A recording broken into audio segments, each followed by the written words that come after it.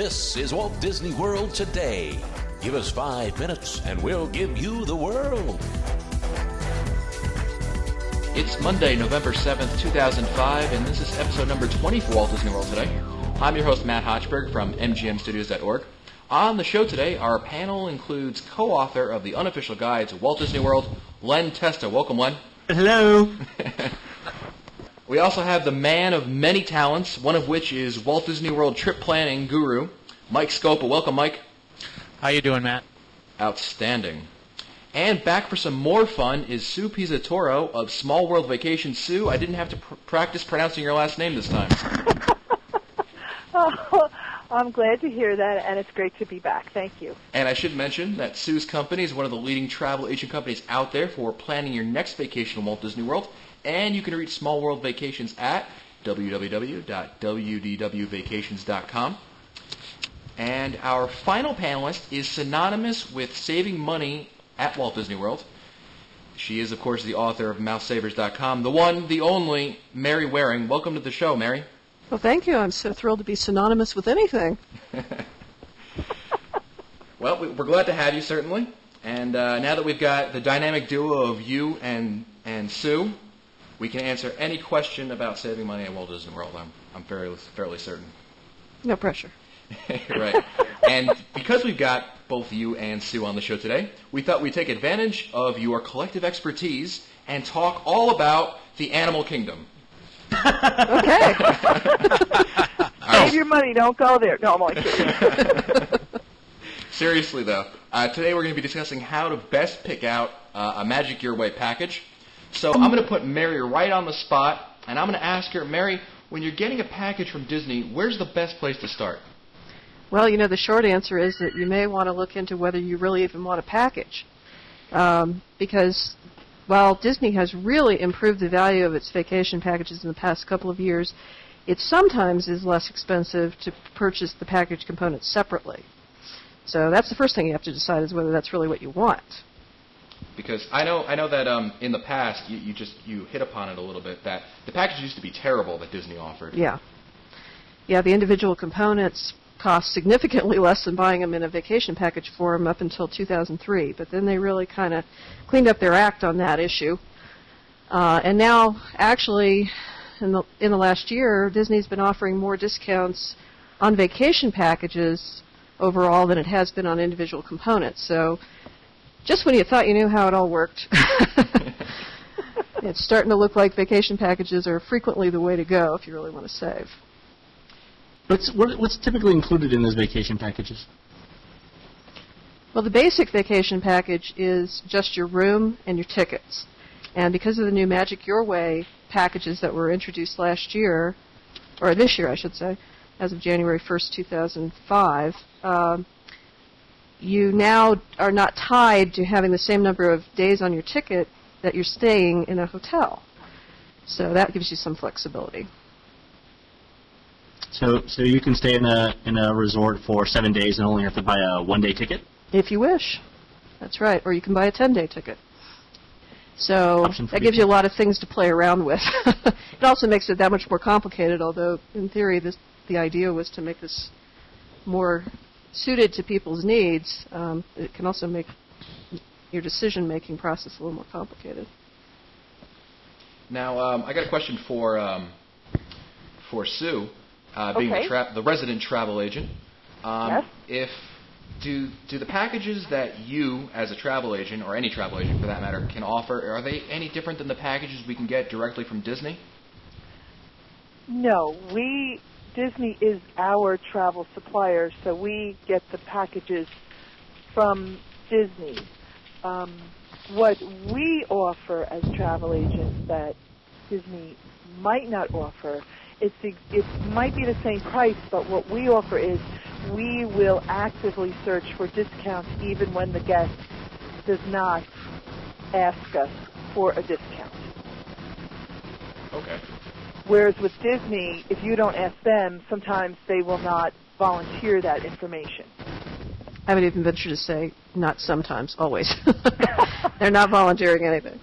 Yes, but we usually, if a discount comes out, we usually have some pre-warning, and the morning the discount comes out, we are, even if a guest booked at full price, the morning the discount comes out, we are modifying as many reservations as humanly possible to save our guests money without them even asking us.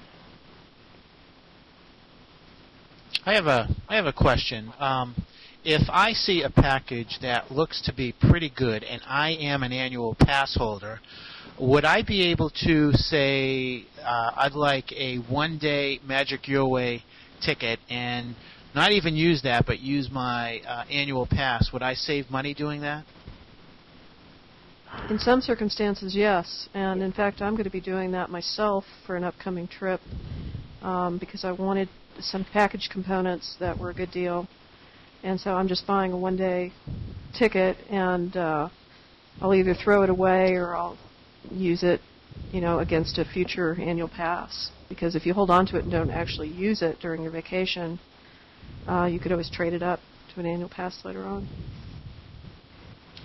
And are the cancellation terms different for packages versus just room-only reservations? Yes. If you get a room only without the package, you pay one night's fee as a deposit, and your remaining balance is due upon check-in. You can cancel up until 5 days prior and get a refund of that deposit. If you get a package, you have to pay in full 45 days prior to your arrival for everything, your tickets, if you can do the dining plan, whatever kind of plans you do, you have to pay for that 45 days prior. And then as you get closer and closer and closer, you can lose up to $200. One thing I want to point out, if you had a room-only reservation and you cancel within 5 days of arrival, if you're staying at a resort that costs more than $200, you can potentially lose more than you would lose on the package. So it's something just to keep in mind that if you're staying at a deluxe resort and you had to cancel, you would lose the nightly cost of staying there. That's just something to think about. Right. So if you're in a concierge room at the Grand Floridian that's $650 a night, you're actually better off to book a package because the most you're ever going to lose is $200 if you had to cancel at the very last minute. Whereas if you had booked it room only, you'd lose the entire first night. And with Disney, if you have a package and you do have to cancel at the last minute, if you have a valid reason, and it's not that you just don't show up and you just don't let anyone know, if you reschedule your trip, they will usually accommodate you. If you had a discount, that would know, and your dates are outside of when the discount range was, you're going to have to pay full price when in your new dates. But usually what they'll just charge you is a $50 change fee. So it's not like you're going to lose everything if you reschedule. And all the packages, of course, include Magical Express. Is that right? Room only and packages include Magical Express. Oh, okay, so they both include it. Yeah. Not bad. And now let's really get into the most important thing I think most of our listeners are interested in, and that's, of course, room discounts, because no one likes paying rack rate prices for anything. Now, when we talk about discounts, how much are we really saving? I mean, is it a lot? Is it a little? It can be as much as 45%, which is a significant amount if you're staying, especially in a deluxe resort.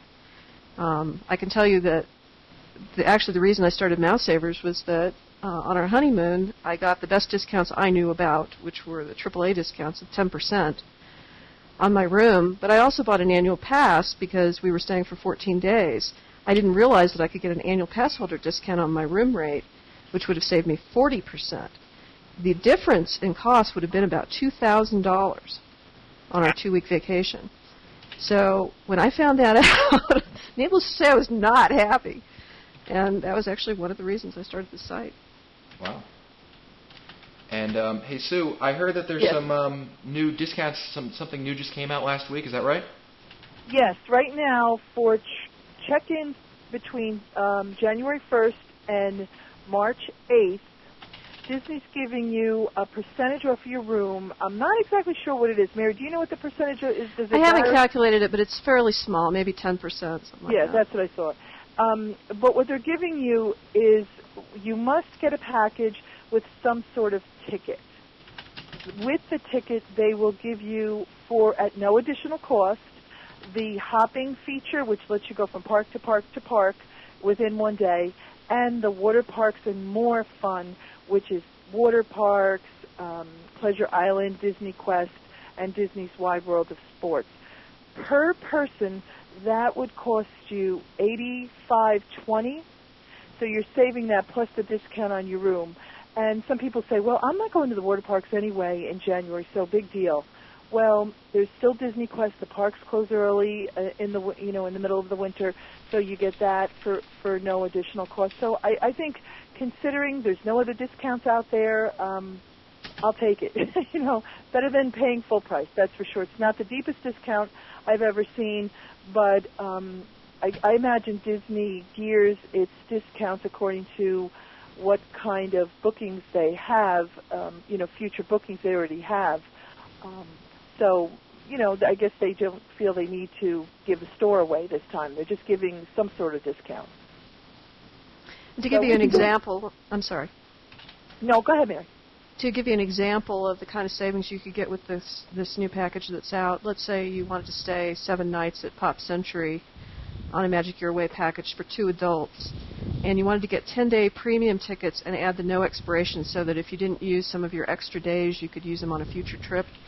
The normal price would be $1,430, and with this discount, the price would be $1,170. So you'd save over $250 on your package. Beats a poke in the eye. Wow. Absolutely.